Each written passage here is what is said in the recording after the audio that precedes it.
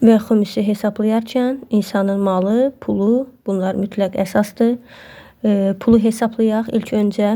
Xümüsü başlayarkən Allaha xatir, Allaha yaxınlaşmaq məqsədi ilə, qürbət qəsdi ilə necə namazı qılıb, orucu elə tuturuq, Allah üçün tuturuq da başqasını xatir eləmirik. Və Əhl-i Beytin nəzarətini qazanmaq üçün, Əhl-i Beytin dualarına, bərəkətinə nail olmağımız üçün inşallah qürbətən ilallah.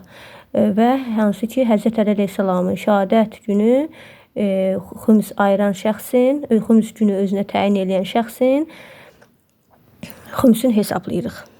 Pulları hesablayaq. İlk öncə 5də 1-ini çıxardaq.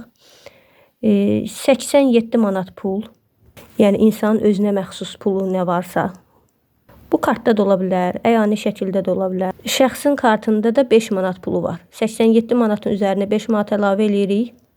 92 manat. Bismillah. Qeyd eləyirik bura. Ya Allah. Bismillahirrahmanirrahim. 92 manat. Bölürük 5-ə. Təamlara baxırıq. 2 kiloqram alma alınıb. 1 kiloqramı 80 qəpidir. Və 2 kiloqramı 1 manat 60 qəpik hesablayıb qeyd edirik. İkinci 2 kiloqram alma. Şəxs 1 manata göyərti alıb. Onu qeyd edirik. Bunlar hamı ibadətdəndir ya. İndirimlə qarğıdalı alınıb. Konservi mütləq şəkildə insanın özü nə alıbsa, özünə məxsus evdə, ailədə onlar oturub hesablanılır. Pulu çıxdı. İndi ərzaq və təamlara baxırıq. 2 manat 50 qəpik. 1 manat 20 qəpiyə başa gələn kələm qeyd edirik.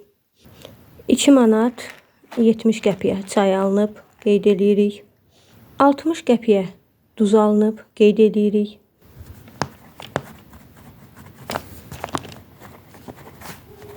Sonunda bunları 5-ə bölüb kənardan qiymətlərini yazacaq. 1 manat 20 qəpilik sarı kök var burada. 2 manatlıq yumru düyü.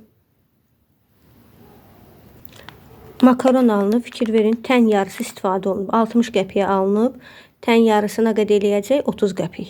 Çünki yarı istifadə olunub. Xümüs günü yetişəndə nə qalıbsa, nəyin varsa onu doğru düzgün hesablayırsan.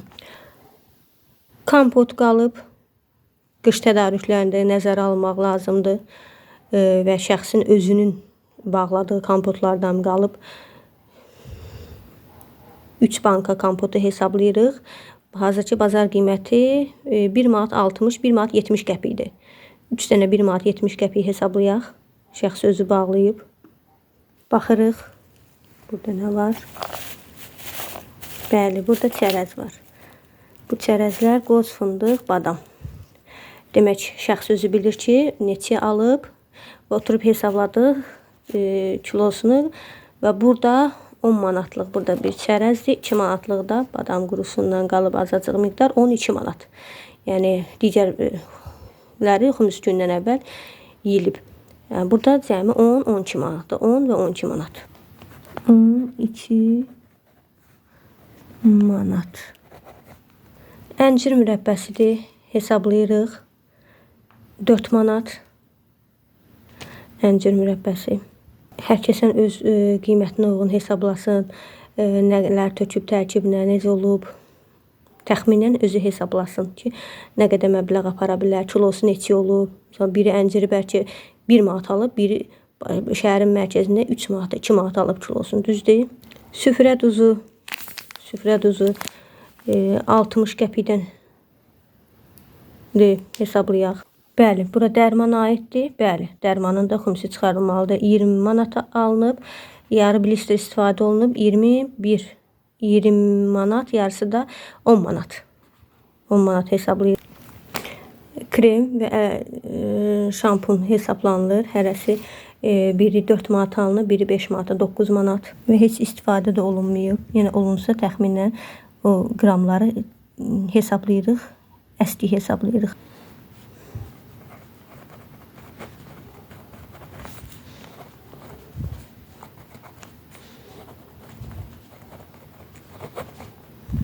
Qəndqabıda qənd qalıb, xümus günündə nəyin qalıbsa, Allahla haqqı hesab edirsən.